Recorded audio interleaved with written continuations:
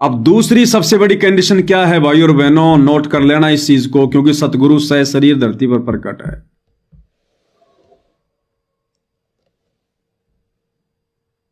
यदि हम आत्माओं को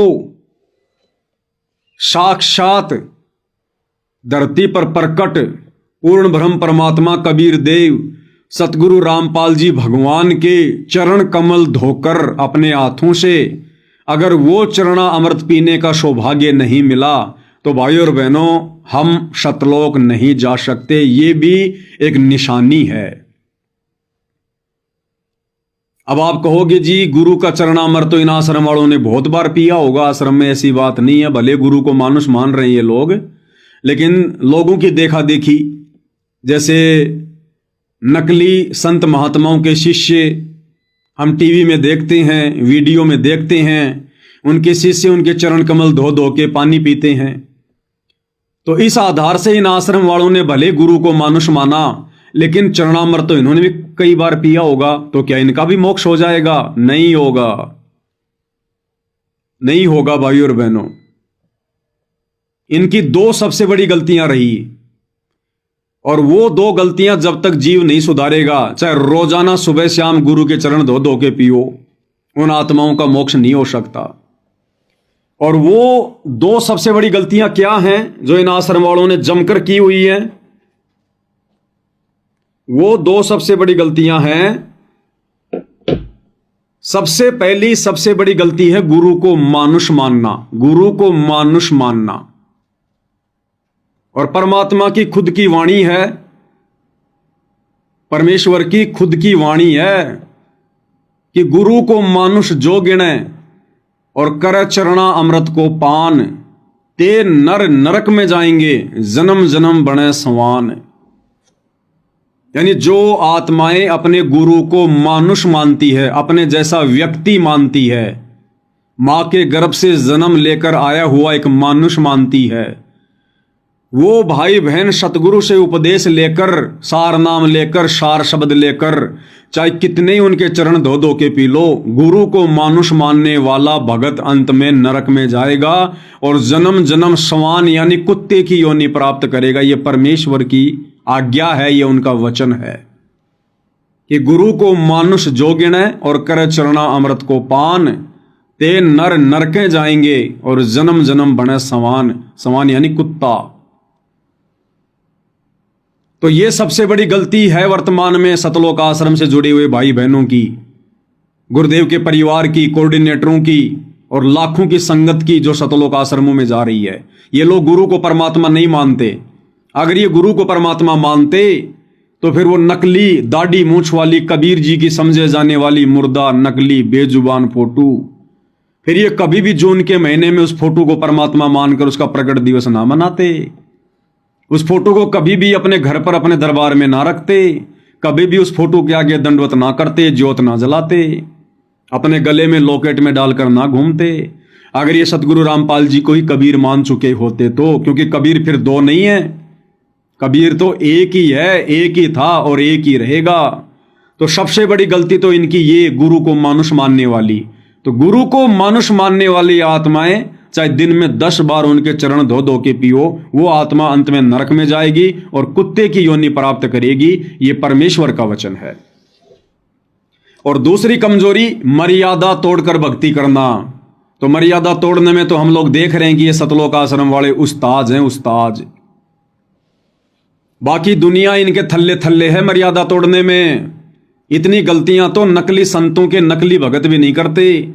जितने कुकर्म, जितनी गलतियां ये सतलोक आश्रम से जुड़े हुए मुख्य मुख्य भगत खुद भी कर चुके हैं और संगत से भी करवा चुके हैं।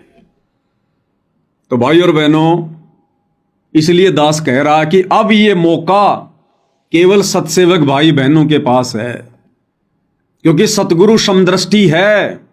सतगुरु ये नहीं देखता कि कौन भगत दूर बैठा है, कौन भगत मेरे नजदीक है, कौन भगत अमीर है, कौन भगत गरीब है, कौन मेरे परिवार में है, कौन जापान से है, कौन महाराष्ट्र से है, कौन गोरा है, कौन काला है। सतगुरु ये चीजें नहीं देखता। सतगुरु समदृष्टि है।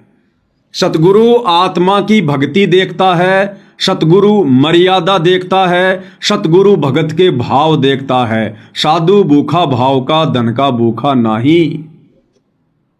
और यदि आत्मा में वो क्वालिटी उत्पन्न हो गई, जैसी श्रद्धा, जैसे भाव, जैसा समर्पण, जैसी लगन और जितनी मर्यादा चाहिए, अगर सतगुरु देख लेगा तो सतगुरु 7 समुद्र पार बैठी उस आत्मा को किसी न किसी बहाने अपने चरणों में बुला लेगा और अपने चरण धोकर चरणामृत देने की दया करेगा।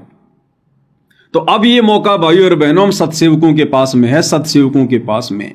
क्योंकि आश्रम से जुड़े भाई बहन तो ये क्लियर कर चुके हैं कि गुरुजी, ना तो हमने आपको 35 साल में कभी परमात्मा माना, और जब 35 साल में नहीं माना तो आगे भी नहीं मानने वाले। तो ये सारी आत्माएं रिजेक्टेड हैं, रिजेक्टेड। अब मौका मिलेगा सत्सेवक भाई बहनों को, नई आत्माओं को। इसलिए दास भाई और बहनों ये शब्द कह रहा है क्योंकि सतगुरु साक्षात धरती पर प्रकट है, साक्षात।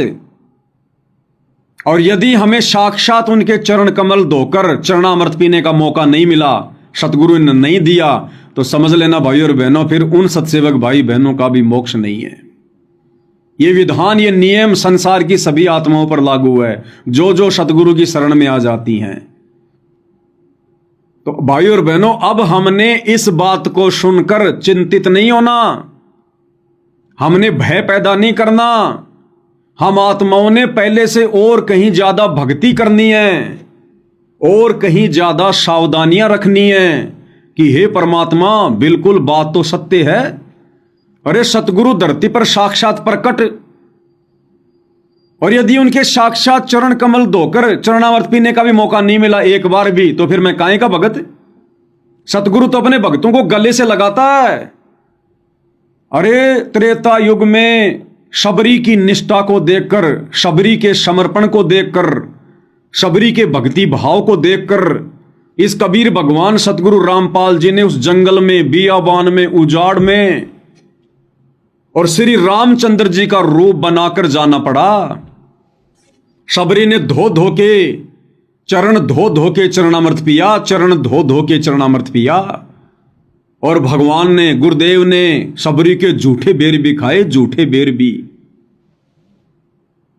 तो भाई और बहनों, वर्तमान में तो परमात्मा फुल फॉर्म में है, अपने ओरिजिनल रूप में है, और ये कलयुग की बिचली पीढ़ी है, मोक्ष का प्राइम टाइम है।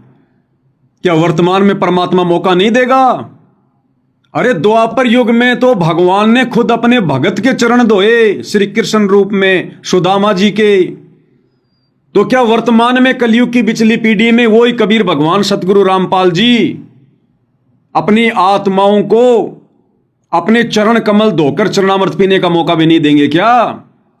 जब द्वापर में भगवान ने भक्तों के चरण कमल धोए हैं, तो क्या वर्तमान में अपने भक्तों को मौका नहीं देंगे अपने चरण कमल धोने का? तो भाइयों और बहनों, ये विशेष मौका, ये विशेष सौभाग्य जब तक जिस आत्मा को प्राप्त नहीं होगा, चाहे जीवन में एक बार ही मिले, किसी भी बहाने मिले, अगर ये मौका नहीं मिला तो उस भगत की सारी भक्ति व्यर्थ है।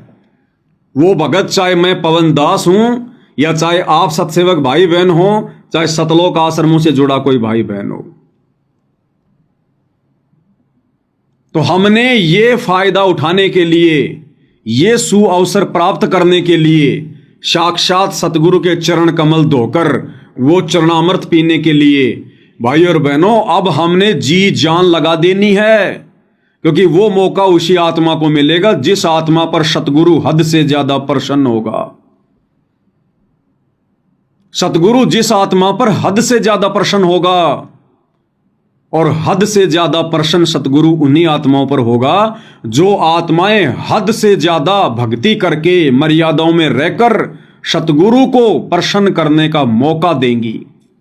भाई घर छूटो, चाहे जग रूठो, चाहे रूठो ये संसारा हो, कौन सुनेगा मेरी काल लोक में जो गुरु रूठ गया मारा हो। और कहते हैं भगत के वश में है भगवान, भगत के वश में है भगवान। तो अब ये हम भगत भाई बहनों के ऊपर है, और हम सत्सेवक भाई बहन उस मौके का भरपूर फायदा उठाने के लिए बिल्कुल हम किनारे पर खड़े हैं, किनारे पर खड़े हैं, किनारे पर, क्योंकि हम गुरु को मानुष नहीं मानते, हम गुरु को साक्षात परमेश्वर मानते हैं, परमात्मा मानते हैं, सारी सृष्टि का मालिक मानते हैं। हमने वो दाढ़ी मूछ वाली कबीर की नकली फोटो फाड़ फेंकी, अपने दिलो दिमाग से, अपने घर से, अपने घट से, अपने दरबार से दूर हटा दी। एकमात्र हम अपने गुरु को ही परमात्मा मानकर दंडोत करते हैं, एकमात्र उन्हीं की प्रतिमा रखते हैं, एकमात्र उन्हीं के आगे दंडोत करके जयकारा लगाते हैं। भक्ति विधान अनुसार गीता अध्याय 3 श्लोक 13 अनुसार गुरु को ही पूर्ण ब्रह्म परमात्मा मान के भोग लगा रहे हैं, गुरु की ही आरती उतार रहे हैं, जो आरती आत्माएं सतयुग से उतारती आ रही हैं, लेकिन भगवान की पहचान नहीं थी। पत्थरों को भगवान मानकर, राम कृष्ण को भगवान मानकर, ब्रह्मा विष्णु महेश को भगवान मानकर लोग उनकी आरतियां उतारते रहे, घी बर्बाद करते रहे। आज वो साक्षात मौका हम सतसेवक भाई बहनों को मिला है, पूर्ण ब्रह्म परमेश्वर कबीर देव सतगुरु रामपाल जी की आरती उतारने का। तो भाई और बहनों, अब केवल हम एक ही मौके से दूर हैं, केवल एक ही मौके से दूर, और वो है साक्षात सतगुरु के चरण कमल धोकर पीने का फायदा, वो आनंद। तो भाई और बहनों, जिन जिन आत्माओं को ये मौका नहीं मिलेगा, वो आत्माएं दिलो दिमाग से निकाल देना कि मेरा मोक्ष होगा। और इसके लिए भाई और बहनों, मैंने सतगुरु को प्रसन्न करना पड़ेगा हद से ज्यादा। और यदि सतगुरु प्रसन्न हो गया, अपनी मेहर बख्श दी, तो कहते हैं सो छल छिद्र मैं करूं अपने जन के काज। परमात्मा ना जाने क्या यत्न करके, क्या सो छल छिद्र करके आपके घर पे आ बैठेगा समर्थ, किसी भी बहाने आपको अपने पास बुला लेगा। ये समर्थ है। परमात्मा ने सतलोक को जितना आसान बताया है ना, उतना आसान है नहीं। टीचर का काम होता है विद्यार्थी का मनोबल बढ़ाना, उसको हिम्मत देना।